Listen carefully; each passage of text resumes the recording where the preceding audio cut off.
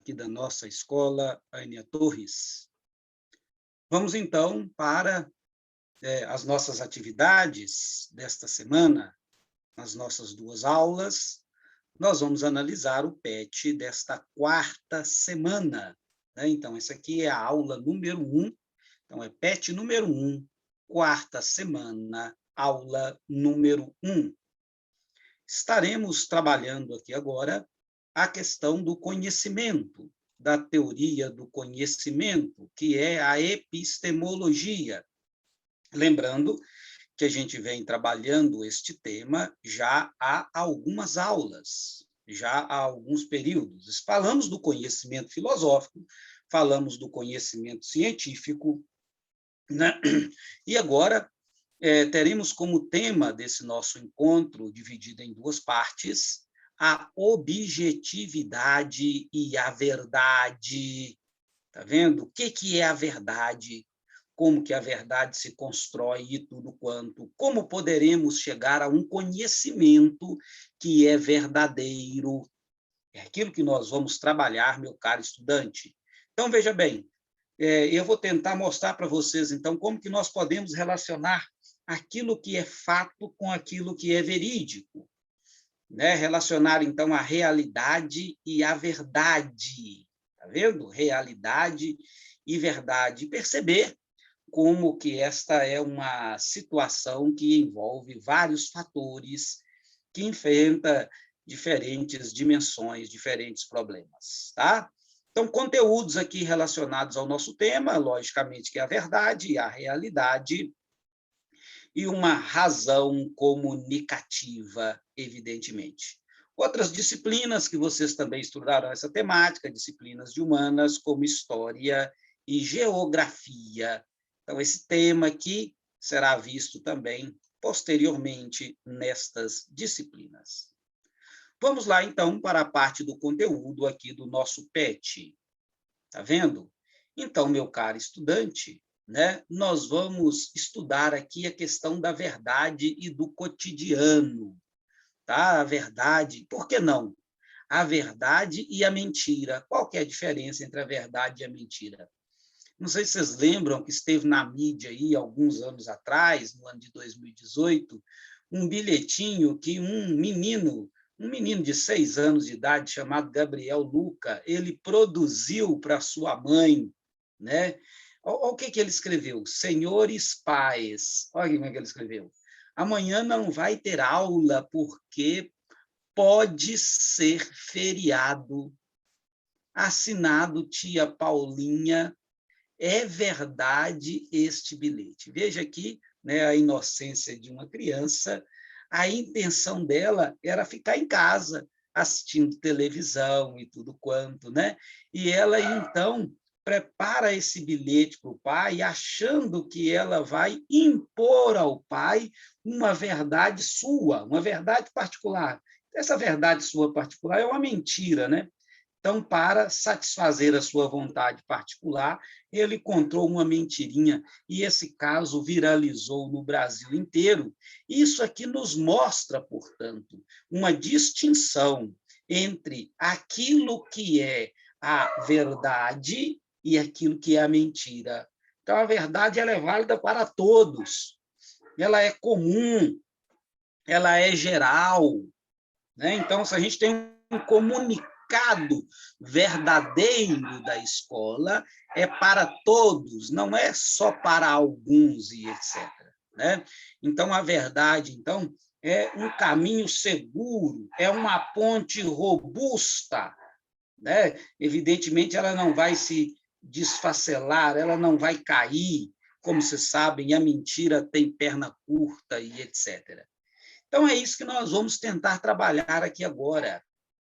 Aquilo que é a verdade e aquilo que é a mentira, a distinção entre verdade e mentira, só que relacionado, né, com a nossa capacidade de conhecer, só que relacionado com a teoria do conhecimento, com a epistemologia.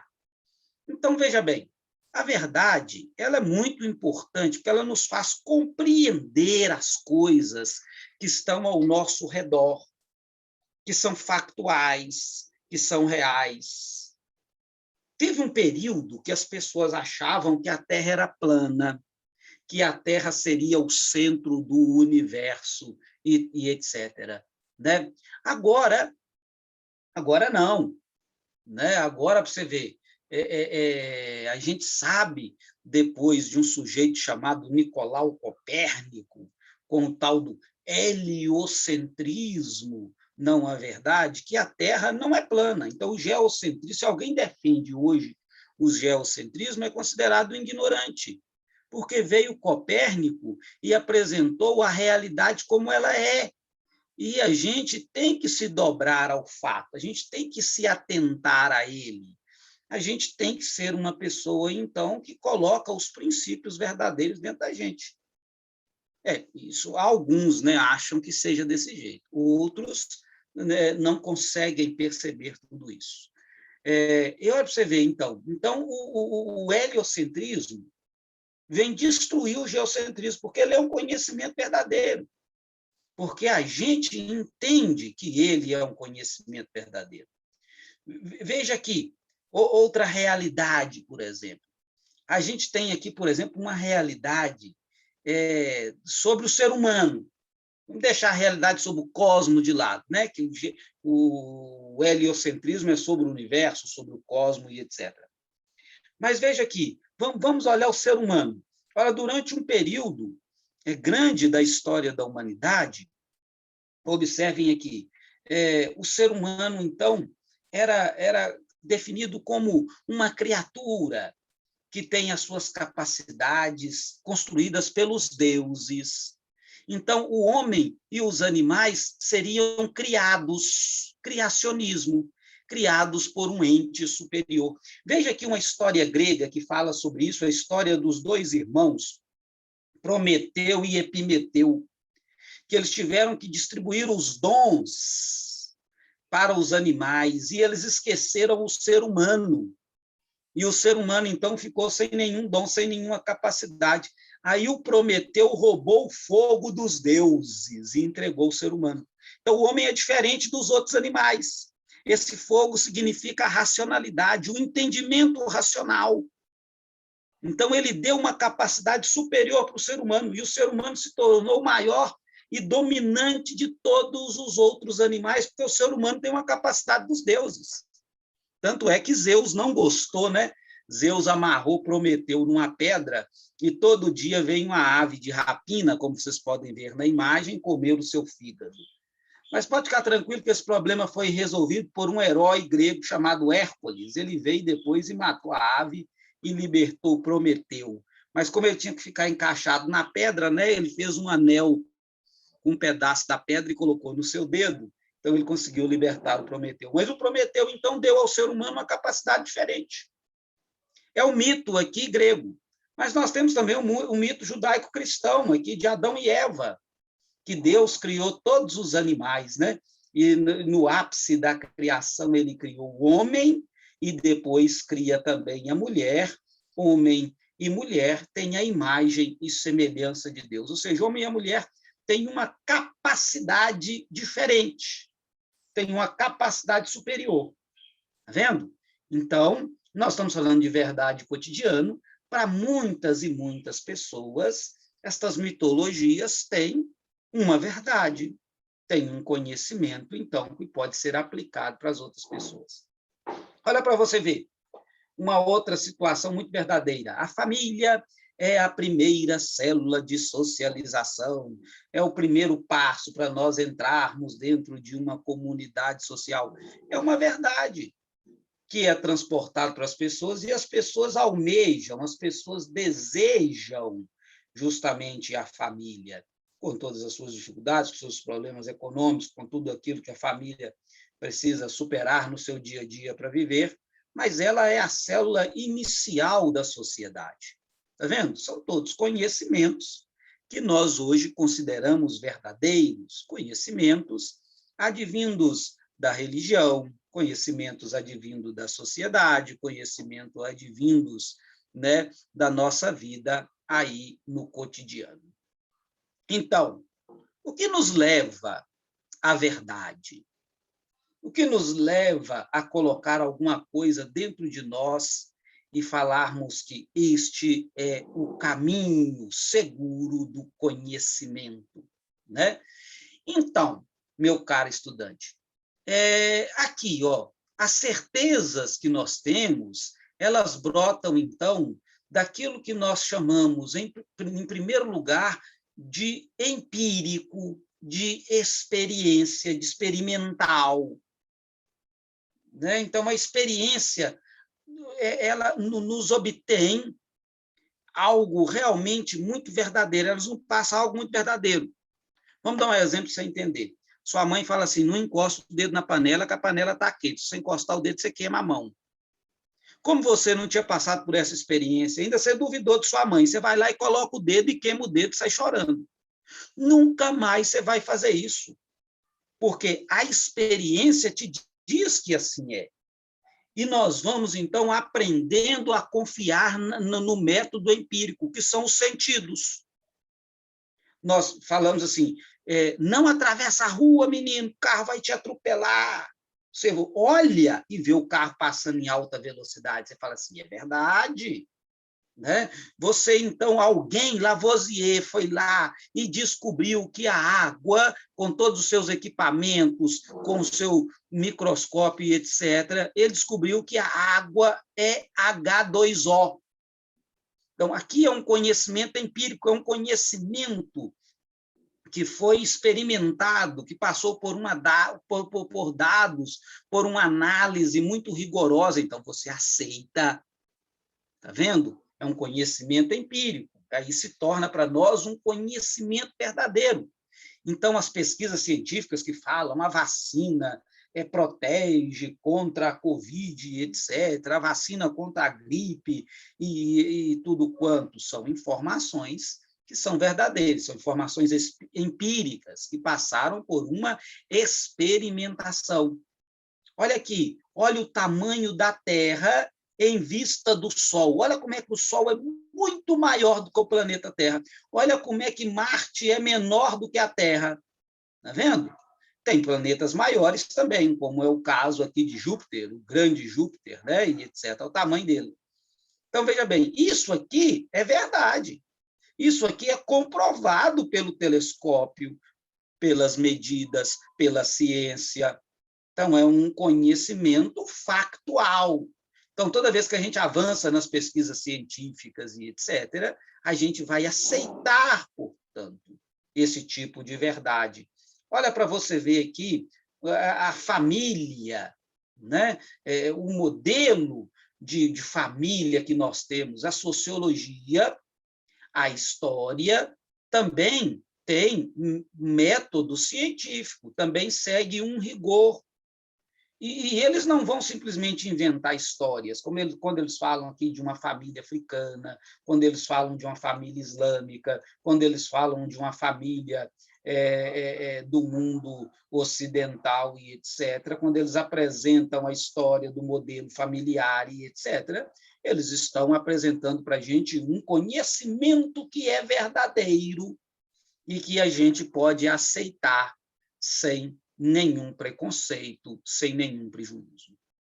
Então, evidentemente, que o conhecimento científico ele é completamente diferente do conhecimento do senso comum.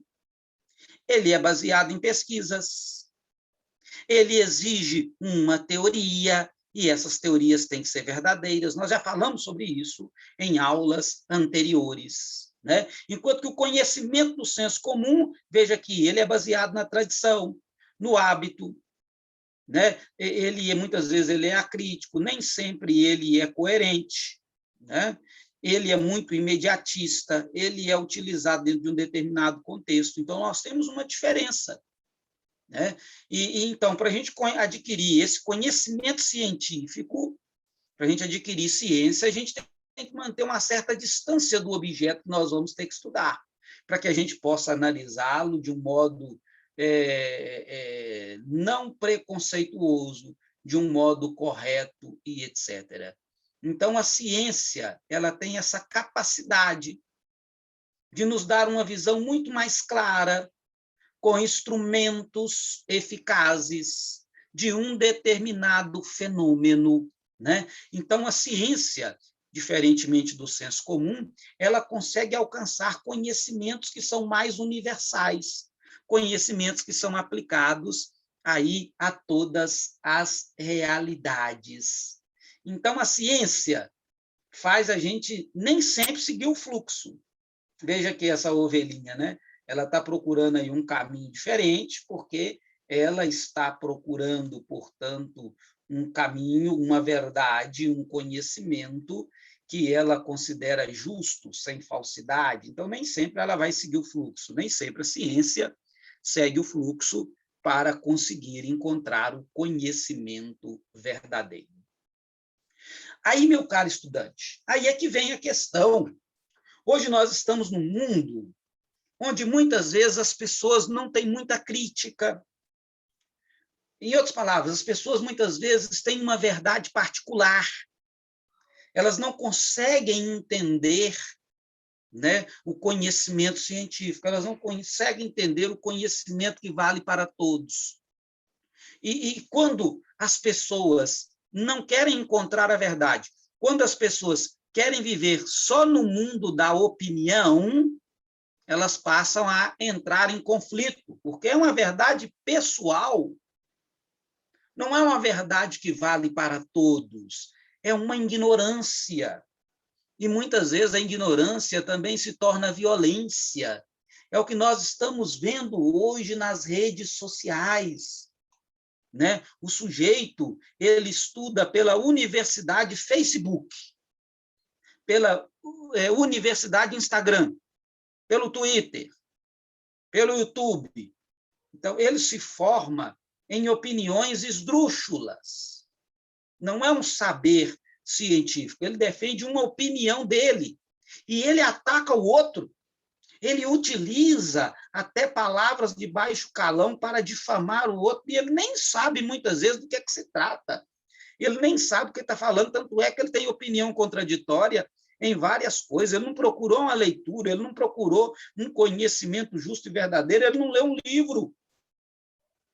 Mas ele é expert em comentar as publicações do outro e ficar com raiva do outro, de não aceitar a opinião do outro, de querer intervir dentro da rede social do outro, porque ele tem uma doxa, ele tem uma opinião e ele não abre mão dela, e aquela opinião não é uma opinião condizente com a realidade. Vamos dar um exemplo para vocês, os negacionistas aí com relação à vacina contra a Covid. Olha a situação que nós chegamos aqui no Brasil pelo desrespeito às normas e etc.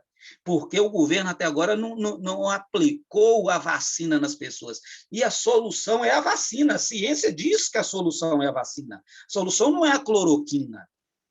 A solução é a vacina. Ou a solução não é pegar a doença, para que a gente possa ter uma imunidade de rebanho, etc. Porque muitas pessoas vão morrer e muitas pessoas estão morrendo, e este é o conhecimento verdadeiro. Então, não adianta você ir para a rede social defender opiniões esdrúxulas, opiniões que não são verdadeiras. Você tem que ouvir a ciência, e a ciência tem o seu caminho, né? A ciência tem uma verdade considerável e uma verdade experimental, uma verdade empírica.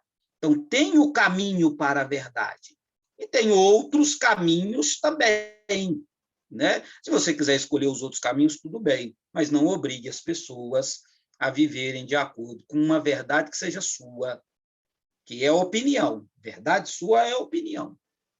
Então, o caminho rápido para a verdade é aquele que se pauta nas ideias, é aquele que se pauta no estudo.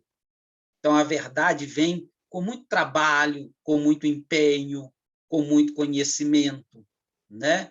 E lembrando para vocês também que a verdade absoluta ela é impossível. Nós somos seres limitados. A gente encontra a verdade de acordo com os critérios científicos que nós temos hoje. Isso também é uma coisa importante. Não existe também aquela verdade absoluta e tudo quanto. Então, a gente tem que aprender, respeitar, a gente tem que ser mais tolerante, a gente tem que reconhecer, muitas vezes, que nós não sabemos tudo. Nós vamos estudar, inclusive, um filósofo que vai nos ajudar muito nisso, que é o senhor Sócrates. Mais à frente ele virá, e no momento oportuno nós vamos falar sobre ele. Ele tem lá uma frase muito interessante: conhece-te a ti mesmo, né? Conhecimento de si mesmo, para que você possa dominar o seu corpo, os seus sentidos, para você chegar a esse conhecimento verdadeiro. Está vendo?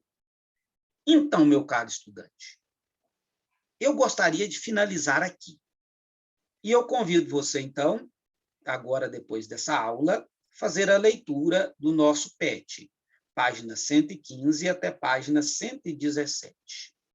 E depois, né, nós iremos continuar, tá bem? Depois nós iremos continuar a segunda parte da nossa aula, para que nós possamos finalizar todo o conteúdo aqui do PET número 1. Então, bom estudo, vai lá fazer sua leitura, né? E depois nós vamos ver a segunda parte da nossa aula. Saudações, um abraço, se cuidem, até mais.